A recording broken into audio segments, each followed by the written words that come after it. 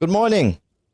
I just finished the updated version to the full mobilitics guide on the Spark Cast on Crit Bloodmage. There have been a lot of changes in the build. Everything within the mobilitics is now up to date and current, and I just wanted to do this quick overview video of going over everything on this build.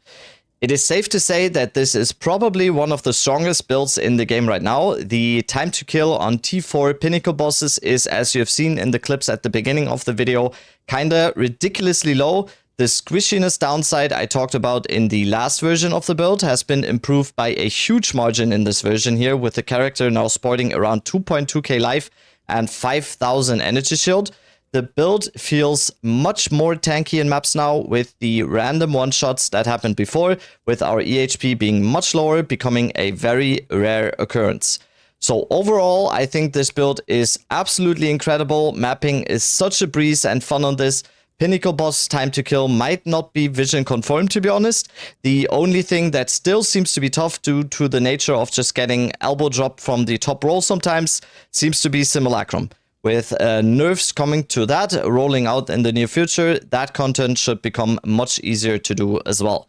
Before we start, I should mention that apart from this video and the full mobilitics guide, if you have any outstanding questions or suggestions about the build, come join my Twitch stream that is linked in the description here. I will exclusively be playing this build for the foreseeable future, and I will always be happy to answer any questions that may arise. So let's get into everything about the Spark Cast on Crit Bloodmage. Quickly going over the character sheet here. First thing you will notice is attribute-wise, we are of course focusing on intelligence here. Due to this being a lightning focused build, we are of course using pure power here, so 2% increased lightning damage per 10 intelligence. So getting as much intelligence as we can is always going to be beneficial to our damage here. Like I said in the beginning, we are now at 2.2k life and 5000 energy shield, so we are much tankier now. I will go over everything that facilitated that in the gear section, of course. We are not using mana, of course, due to this being a blood magic build, and we only use 100 spirit. For weapon set 1, the 100 spirit is used by cast on critical with 90, and on weapon set 2, it is going to be used by Convalescence and Blink, and for bossing, we are also using a Skeletal Cleric with Soul Offering. So weapon set 2 uses Blink and Convalescence for the spirit, and a Soul Offering for bosses. And on weapon set 1, we are only using 90 spirit for cast on critical, and also an extra 10 spirit for both weapon set for magnetism.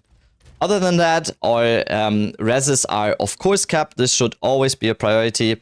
The squishiness I talked about in the last video was not really due to our resistances here. It was just down to having not that much EHP in this case. Resistances should always be capped here in any endgame build, so that is a given.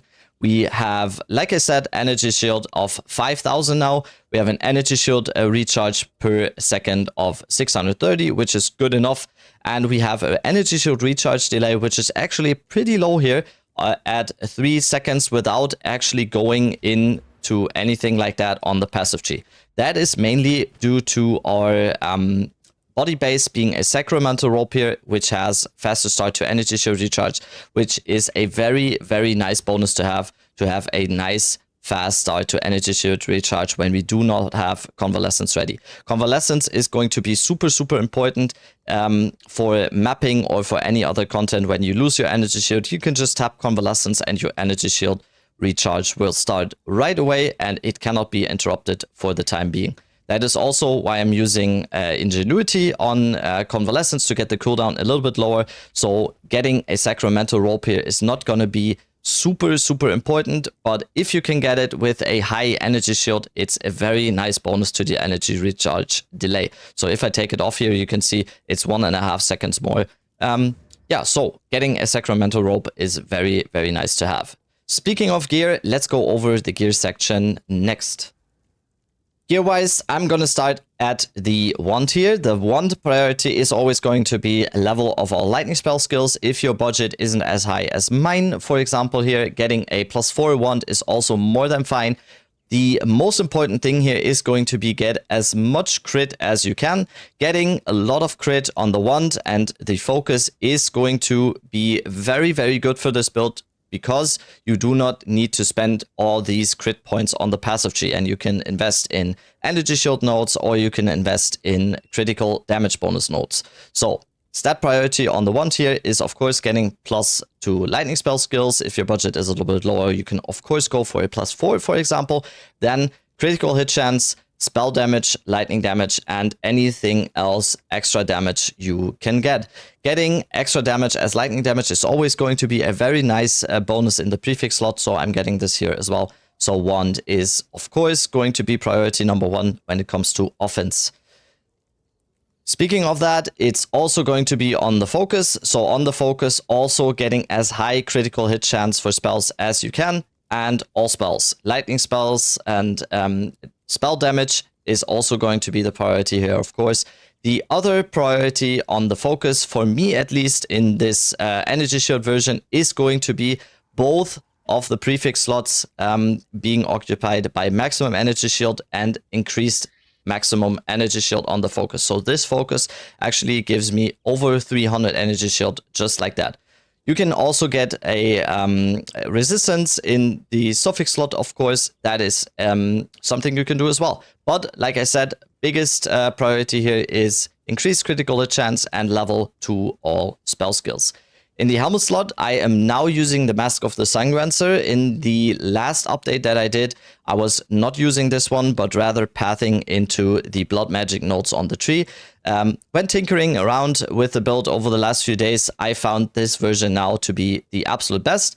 I am using a mask here with 2 sockets, so we can use 2 soul cores of Jikwani to increase our maximum life here. This is both true for the mask slot and the Itsiri slot here, the glove slot. Both of these are not really big on the energy shield department here, so going with a greater iron rune here makes no sense in my opinion. So we are going with soul cores of Jikwani to increase our maximum life. The Choir of the Storm is of course the core piece here of this build. It has CoC allocated for even more critical damage bonus, and our main damage comes from this amulet in the lightning bolts it provides. Next thing is going to be the chest here. This is going to be the biggest and the biggest priority basically. Defensive wise, you want as much resistances of course as you want. You want as much energy shield as you can get on this, and also maximum life. Biggest priority defensively here is the chest. This ring gives me a lightning damage, maximum life, strength for even more maximum life, and then a bunch of resistances. I really like stacking resistances on one ring here on the build. It just solves all of our resistances need. As long as you can get some maximum life and lightning damage on top of that, that is going to be enough for this ring slot here. The other ring slot is occupied by the Seed of Cataclysm here. The Seed of Cataclysm is obviously very, very good for this build. It provides us with critical chance for spells, critical spell damage bonus, and even some extra chaos res. So Seed of Cataclysm, really, really good here. Another core piece is going to be Itsiri's Acuity. Itsiri's Acuity gives us a lot of critical hit chance, and it provides our leech with an instant recovery, basically. Other than that, if we would not be using Itsiri's, the leech would always go over a second, and with the use of Itsiri's, it's always just there, so our life is basically topped off all the time whenever we're dealing damage. Next slot is going to be the belt slot.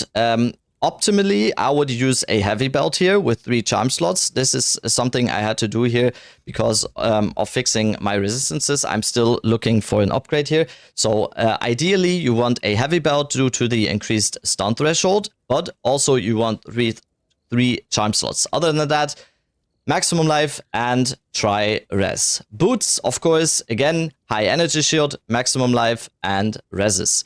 I'm using a Thawing Charm and a Silver Charm in the charm slots.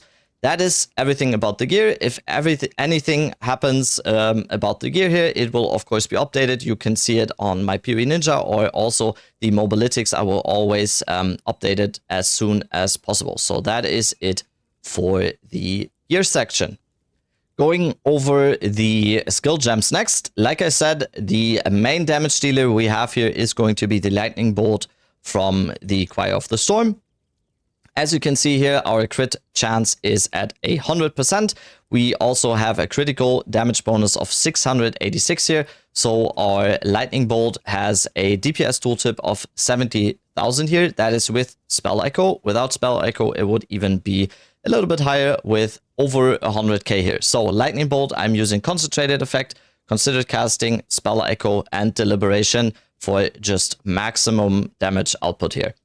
Next one is going to be life remnants. I am using magnetism and dissipate. Spark here is a level 19 spark. I was testing around with lower level sparks before, but now I'm back to a level 19 spark. I think this is kind of the sweet spot here. You are spending a good chunk of your life on every cast, but it is kind of manageable with this high energy shield as long as you're hitting stuff you are topped of anyway. So spark I'm using with Fork, acceleration, mobility, inspiration, and arcane tempo. For bossing, you can switch out Fork for Pierce and mobility for lightning mastery.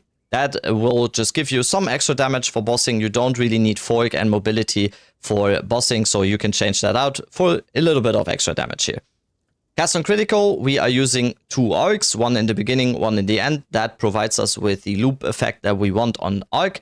So arc, we are using impetus, energy retention, and elemental focus for some extra damage here. Behind our lightning bolt, arc is the second biggest damage dealer we have here. So I'm using 2 level 20 arcs. Like I said, impetus, energy retention, and elemental focus. Orb Storms is mainly here to provide us with shock magnitude on bosses. So I'm using conduction, overcharge, neural overload, and magnified effect. You can also slot in overabundance if you want to. It's kind of personal preference. I mainly just use one. I don't really like having to recast it at any point because overabundance reduces the skill effect duration. I really like having just one. It's enough for me. It stays on the ground longer. It's fine. Like I said, for bossing as well, on the second slot, I'm using Soul Offering to get even more burst damage with Danse Macabre, Ablation, and Persistence. The Skeletal Cleric on Weapon Set 2 to have something to offer up here. And also on Weapon Swap, Blink and Convalescence. That is it for the skill gems here. Of course, skill gems, everything about this is going to be in the Mobalytics. I wrote a huge part, everything about the skill gems and what to use, when to use it, and how to use it. So that is basically all we need on the skill section here.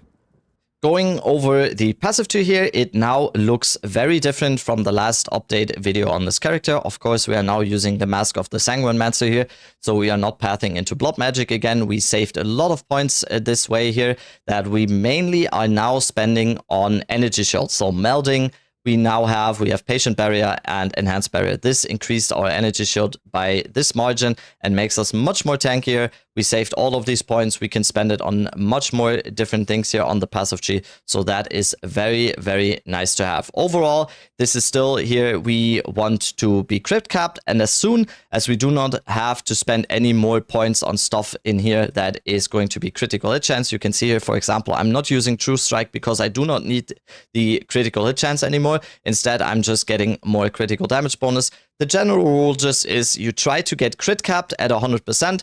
And if you need to do it, you can go for more crit on the passive tree nodes here. But if you are crit cap, you can then use the remaining nodes on stuff like critical damage bonus or even more energy shield. That is the main rule. The second weapon set, when we switch here to the use of Sigil of Power and Soul Offering, the second weapon set skill points here are mainly due to having more skill effect duration. So I'm not wanting to get any cold cast speed here or any damage for cold. This is just for skill effect duration. This just makes it so that our Sigil of Power and our Soul Offering lasts much longer with the increased skill effect duration. So that is why I'm using these weapon set 2 skill points in these spots here. So overall, on the jewels as well. This is basically everything you want here. You can get on every single jewel, you can get increased maximum energy shield. That would be nice for the tankiness. And then you always just want critical hit chance for spells. And if you are crit capped, then you go for stuff like this. Critical damage bonus, critical spell damage bonus. All my jewels will also be in the mobalytics, of course. So the jewel priority is always going to be maximum energy shield, critical hit chance, critical spell damage bonus, anything you can get to make the character a little bit better and more damage and more tanky here. So that is going to be it for the passive tree. So that is going to be it for this Spark Cast on Crit Bloodmage here. I am having so much fun with this build at the moment. Currently, I'm using this to farm Trial of the Sycamas. I'm testing this and maybe we can even get lucky and maybe get the last flame. Possibly, maybe no, probably no. But yeah, this build is just absolutely incredible. I really hope this is vision conformed so we can have this fun a little bit longer. We'll see when the patch hits. Everything will stay the same. I will update, of course, if anything changes about the build. And like I said, to stay up to date on the build, the best thing you can do is just follow the Twitch stream. I am streaming every single day, and I am mainly going to play this build for the foreseeable future. So if you have any questions, or if you just want to see me playing this build on the level that I am doing it right now, or you have any questions, suggestions, just join the Twitch stream, join our nice little community, and yeah, maybe see you there. Thank you all so much for watching. Love you. Bye-bye.